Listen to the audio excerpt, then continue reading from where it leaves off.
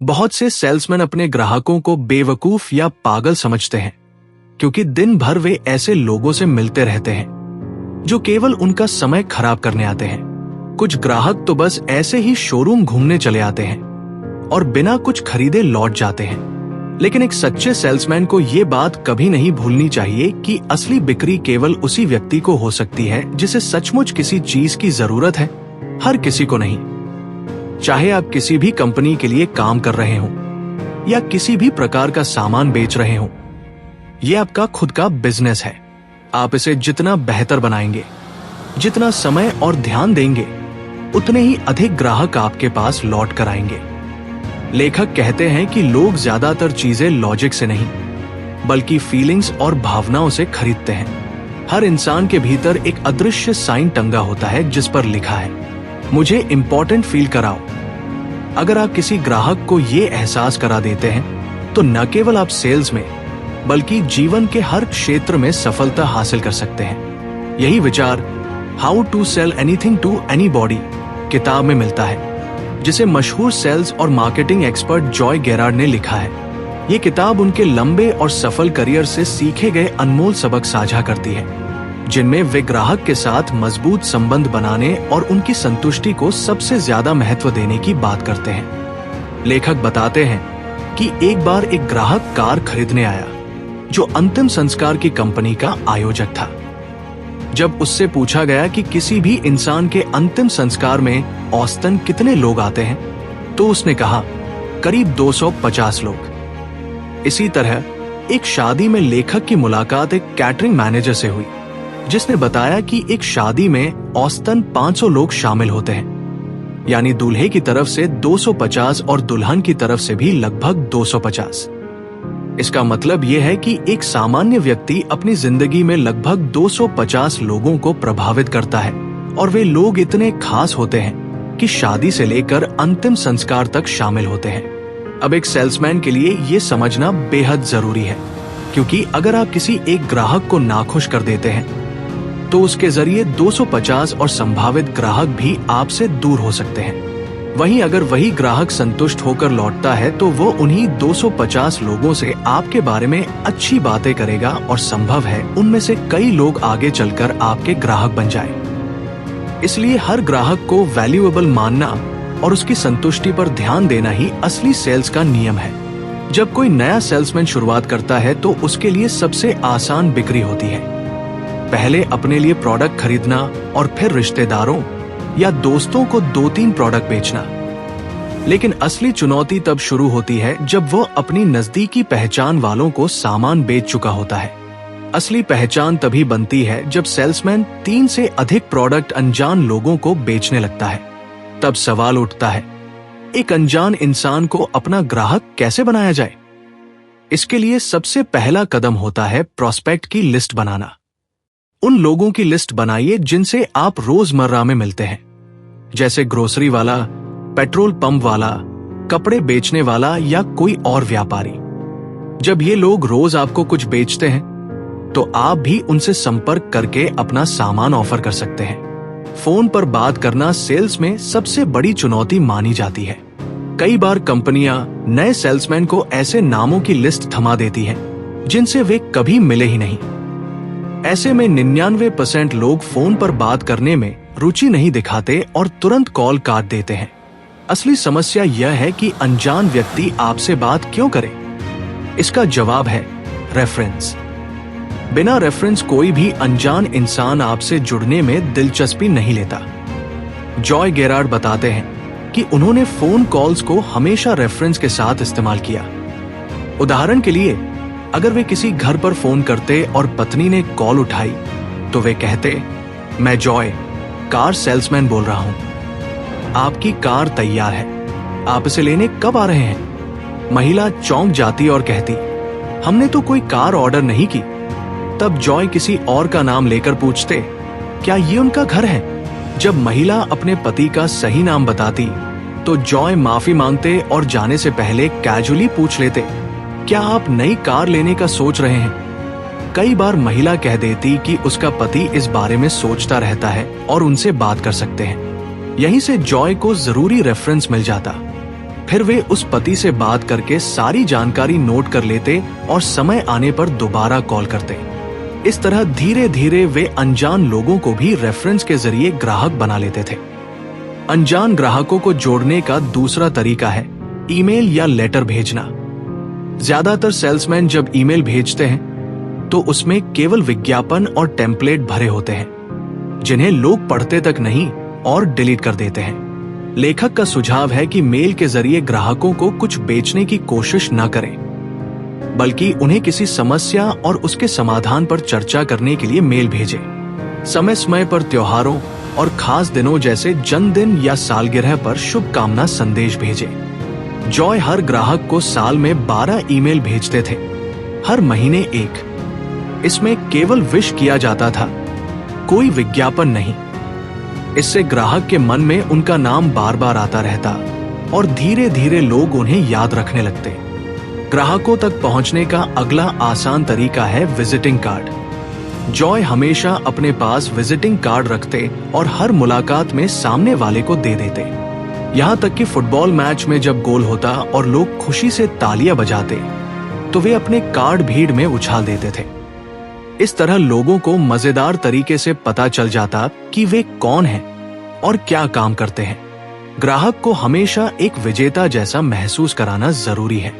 जब कोई व्यक्ति शोरूम में आता है तो वो अक्सर घबराया हुआ और अविश्वास से भरा होता है।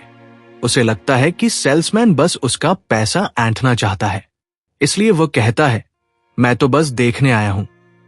अगर आप उसकी जरूरत को समझे बिना सिर्फ बेचने की कोशिश करेंगे तो संभव है वो आपको थोड़े पैसे देकर पीछा छुड़ाकर चला जाए। लेकिन अगर आप उसकी परेशानी को समझकर ईमानदारी से बताते हैं और उसे ये महसूस कराते हैं कि उसने जितना पैसा और समय खर्च किया उसके बदले में उसे कहीं ज्यादा वैल्यू मिली, तो वो संतुष्ट होकर आपको दोस्त मानेगा और दोबारा लौट कर आएगा। एक और महत्वपूर्ण सलाह है, गॉसिप क्लब से बचें।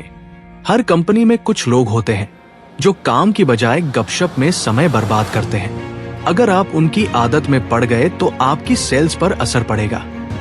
जितना अधिक आप लोगों से जुड़ेंगे और ग्राहकों से बात करेंगे, उतना ही आपका बिजनेस बढ़ेगा।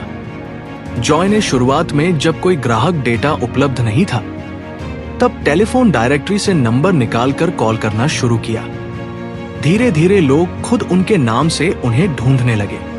असली नियम यही है कि हर पल को सही दिशा में लगाइए और बेकार की गॉसिप से बचिए। अब बात आती है प्रोडक्ट को महसूस कराने की।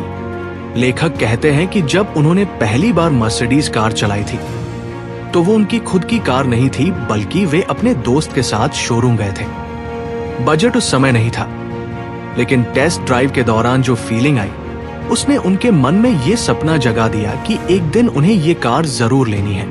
वही अनुभव कई सालों बाद तब काम आया जब बजट बना और उन्होंने तुरंत मर्सिडीज खरीद ली। इसका मतलब यह है कि किसी ग्राहक को प्रोडक्ट का अनुभव कराना बेहद जरूरी है, चाहे वह कार हो, टीवी हो, मोबाइल हो या फिर इंश्योरेंस जैसी सर्विस। अगर ग्राहक उसे महसूस करता है तो उसके मन में उस चीज को खरीदने की चाहत गहराई से बैठ जाती है।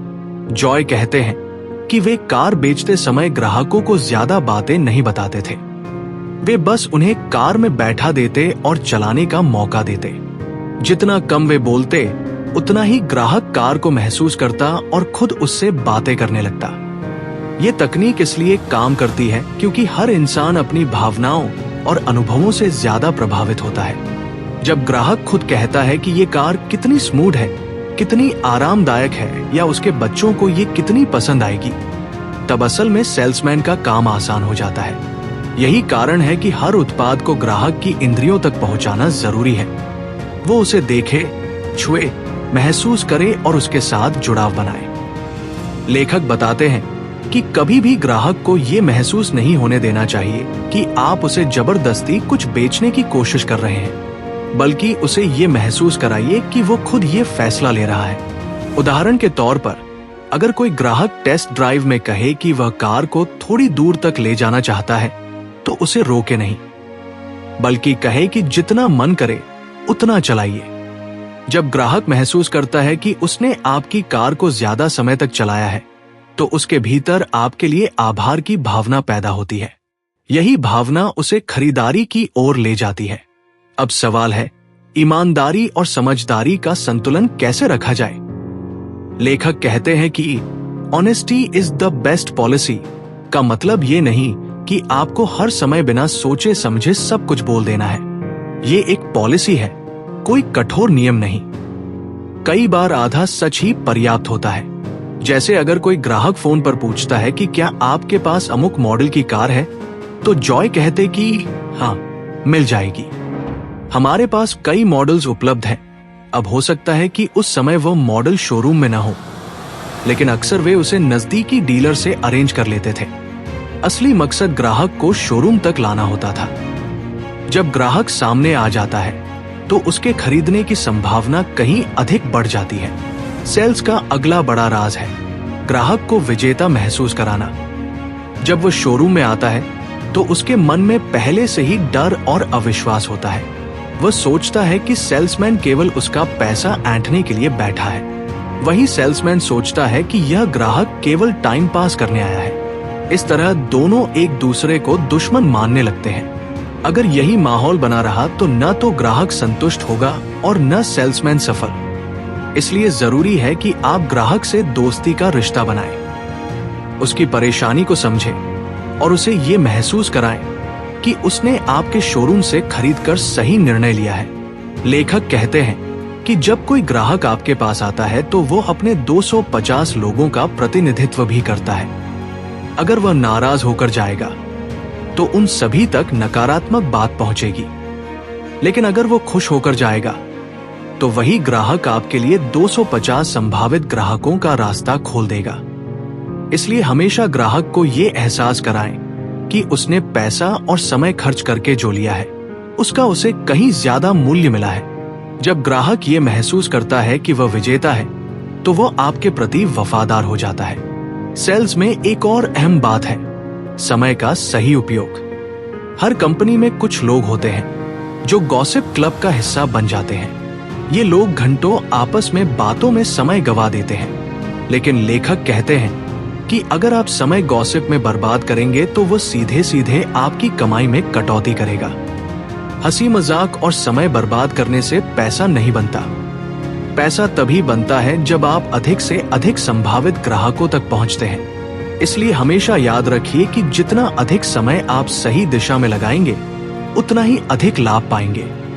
अब बात करते हैं भावनात्मक जुड़ाव की ताकत पर। लेखक बताते हैं कि लोग तर्क से कम और भावनाओं से ज्यादा खरीदते हैं। अगर आप ग्राहक की भावनाओं को छू सके तो बिक्री आसान हो जाती है। जैसे जब कोई व्यक्ति लाइफ इंश्योरेंस खरीदता है तो वो अपने परिवार की सुरक्षा की भावना से प्रेरित होता है। अगर आप उसे ये एहसास करा दें कि उसके जाने के बाद उसका परिवार सुरक्षित रहेगा तो वो बिना ज्यादा सोच विचार किए इंश्योरेंस खरीद लेगा। सेल्स में निरंतरता भी उतनी ही महत्वपूर्ण है। लेखक कहते हैं कि कोई भी तरीका तभी काम करता है जब उसे बार बार किया जाए। हो सकता है शुरुआत में आपको रिजल्ट न मिले, लेकिन धैर्य और निरंतरता से अंततः सफलता जरूर मिलती है। यही कारण है कि जॉय हर महीने ग्राहकों को मेल भेजते थे, चाहे उसका जवाब आए या न आए। धीरे धीरे वही ग्राहक उनके सबसे बड़े खरीदार बन जाते थे। कभी भी अपने काम को हल्के में न ले। लेखक कहते हैं कि चाहे आप किसी कंपनी में काम कर रहे हो या खुद का बिजनेस कर रहे हो, आखिरकार ये आपका ही काम है। इसे जितना बेहतर करेंगे और जितना अधिक समय देंगे उतना ही ये आपके लिए फलदायी होगा। अगर आप ढिलाई दिखाएंगे और गॉसिप में समय गवाएंगे तो आपको उसका खामियाजा पैसों में भुगतना पड़ेगा। इस पूरी किताब का सार यही है कि हर ग्राहक को महत्व दें, उसे विजेता की तरह ट्रीट करें और उसकी समस्या को समझकर समाधान पेश करें। अनजान लोगों तक पहुंचने के लिए फोन, ईमेल और विजिटिंग कार्ड जैसे तरीकों का इस्तेमाल करें।